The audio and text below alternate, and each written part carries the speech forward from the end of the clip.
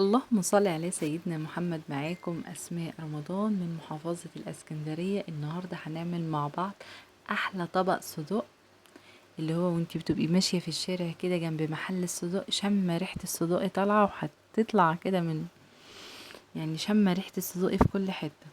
وكمان واحنا ماشيين في الشارع بنشوف عربيات كده بتبيع سندوتشات صدوق، بيبقى عايزين نروح عليها جري. هي دي بتبقى طالعة ريحتها، هي دي هتعمليها في البيت وهتعمليها نظيفة وصحية. هنجيب نص كيلو صدوق، وهنجيب طاسة ونحط فيها زي معلقتين زيت، وابدأ اشوح الصدوق بتاعي.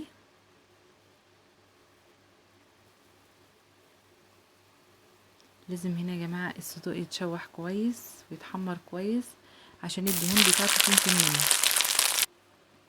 بقعد اديله تقليبتين 3 كده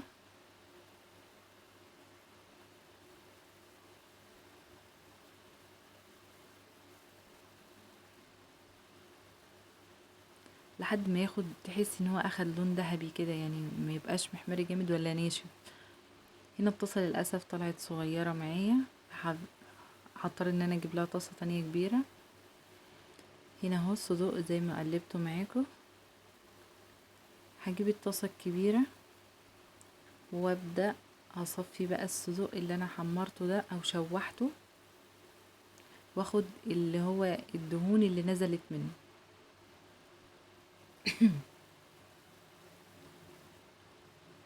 طبعا الصدوق اللي نزل ده هنشيل نحطه تاني مكانه في الطاسة التانية، عشان الدهون اللي نزلت دي او الزيت اللي نزل من الصدوق او الدهون اللي نزلت من الصدوق، هبدأ احمر فيها بقى ايه، البصلاية بتاعتي والفلفل الحامي والبارد. عايزة اقول لكم، اول ما بتنزلوا البصل والفلفل في الدهون اللي نزلت من الصدوق، بتخلي ريحة البيت يقلب كده، اكنك بتعملي فعلا صدوق من بتاع المحلات.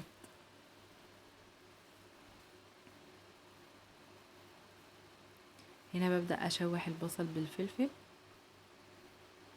مش بحمره، انا بشوحه بس. بجيب زي نص معلقة صغيرة شطة حمرا، هنا انا عايزاه سبايسي يا جماعة، ونص معلقة صغيرة دقة. وابدأ هنا اقلب. كل ما بتضيفي مكون، كل ما بتشم الريحة بتاعته اقوى واقوى، اللي هي ريحة الصدوق. ممكن تعمليها عشوية بقى، ممكن تعمليها غدواية زي ما انت عايزة. هنا هنزل بقى بالصدوق على البصل والفلفل، وشمي بقى ريحة الصدوق اللي هتخلي الجيران يجوا يتغدوا عندك او يتعشوا عندك.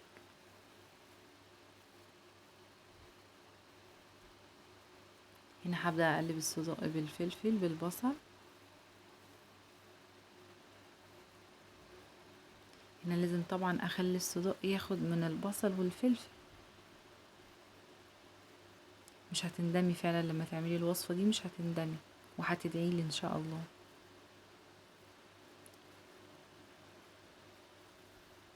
صلوا على النبي يا جماعة كده عليه الصلاة والسلام.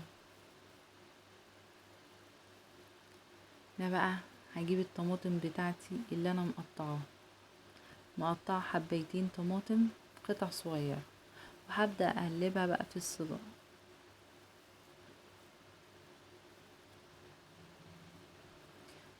زي ما قلتلك، كل ما بتضيفي مكون، كل ما بيطلع معاكي ريحة للصدوق، وبيبقى طعمه احلى من الاول والاول كمان.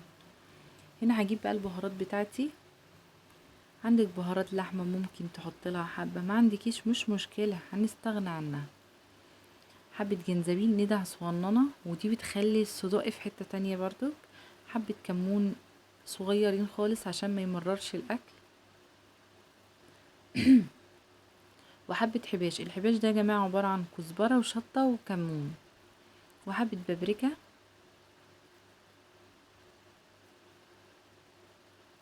وحبة فلفل اسود.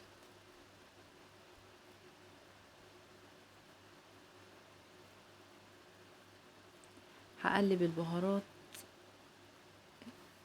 على اللي انا حطيتها على الصدوق دي،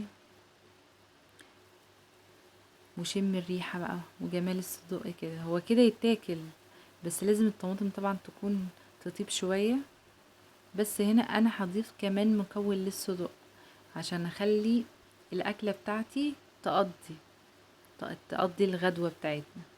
هقطع حبيتين بطاطس كده مكعبات صغيرة واقلبها على الصدوق، اقلبها زي 5 دقايق كده فيها يعني، مش بنزل بقى بالصلصة ولا الحاجة على طول زي ما انا هنزل يعني، بستنى عليها شوية زي ايه، بتاخد في التشويحة بتاعت الصدوق والبصل والفلفل والطماطم.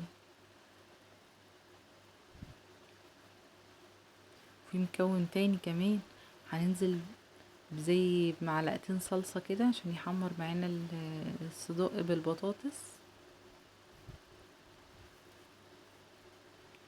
هنا بقى السر اللي هقولك عليه، زي عارفة غطا ازازة الخل، ما بتمليهوش كله، بتحطي زي نقطتين او 3 نقط خل على الصدوق ورشة سكر صغيرة، هنا عشان ما تخليش الاكل معاكي ما يجيبلكيش حموضة وما يتعبلكيش معدتك.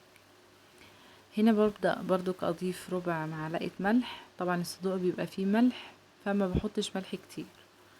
وهنا ضفت زي طبق مية، طبعا هنا هحط الخل زي ما قلتلكوا والسكر.